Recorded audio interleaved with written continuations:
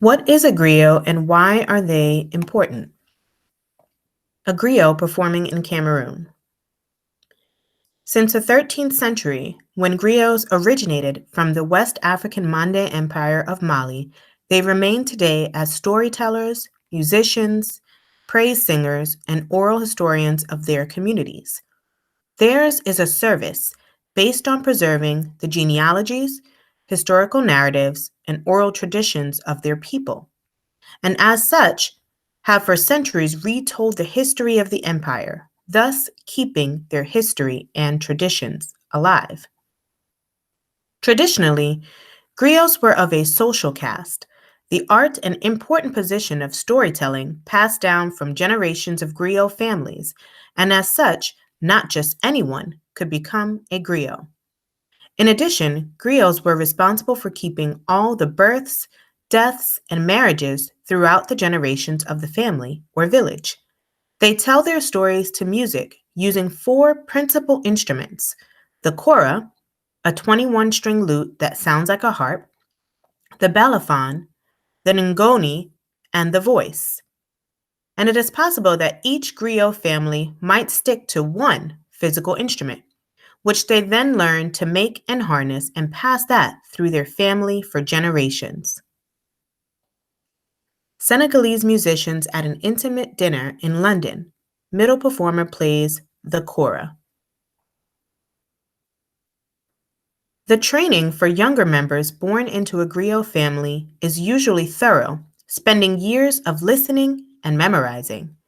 This can usually start as young as 8 years old, when training initially commences by learning to create the instrument played by the family, up until around 18 years old, when the griot has mastered the skills required to perform the repertoire of hundreds of songs and stories that makes up their heritage. After this final test, the young griot is then given his or her own instrument. This rigorous traditional training helps them to understand the deeper patterns and melodies and not the surface sounds derived from playing the instruments.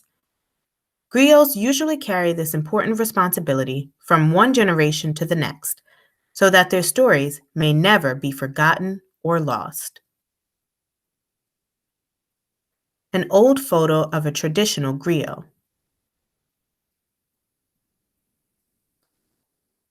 The role performed by griots is a very important one for preservation of a people's history, especially centuries ago where technology wasn't as evolved like now, and a whole lineage and history of peoples could have been forgotten otherwise, even more so for communities that weren't learned in writing or reading.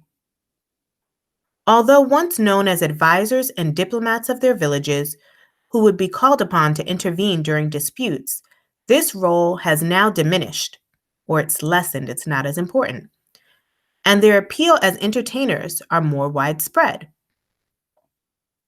Some of today's high-profile musicians from West Africa, like Mori Kante from Guinea, Mansour Seck, and singer Youssou N'Dour, both from Senegal, come from traditional griot castes. But as times change and a break with tradition occurs, artists like Salif Keita, who is not from the lineage, have adopted a cultural role that traditionally wouldn't have been theirs to fill.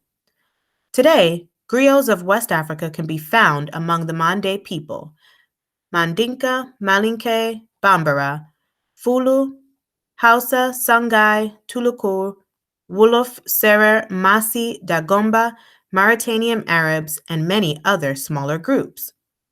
The griots of West Africa can be akin to the ancient Greek, Etruscan, modern Tuscany, Italy, and Roman bards, poets.